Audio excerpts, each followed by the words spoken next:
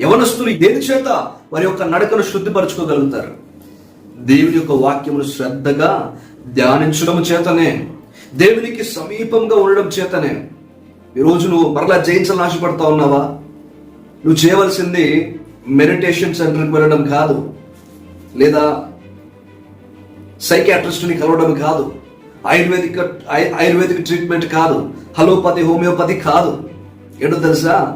దేవుని యొక్క వాక్యానికి సమీపముగా వచ్చినట్లయితే, దేవుని యొక్క వాక్యమును కొంత సమయము కేటాయించి ఆయన వాక్యమును ధ్యానించడానికి నీ మనస్సు నిలిపినట్లయితే కోల్పోయిన బలం అంతటిని కూడా దేవుడు మరలా నీకు అనుగ్రహించగలడు.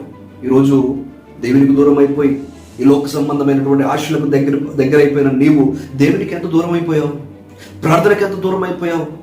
దేవుని స్తుతించడానికి, దేవుని ఆరాధించడానికి, మందిరానికి ఎప్పుడో చూసిన మందిరం యొక్క దారి మర్చిపోయావు. దేవుని యొక్క మందిరానికి ఉన్న దారి గుర్తులేదు నీకు. అదే మార్గంలో వెళ్తావు కానీ ఇక్కడ మందిరం ఉన్నదాన్ని గుర్తు లేకుండా అయిపోయింది. ఎందుకు? నీ బలం పోయింది. నీ శక్తిని అపవాది బంధకంలో పెట్టేశావు. అయినప్పటికీ దిగులు పడకు నీ సహోదరుడు సహోదరి.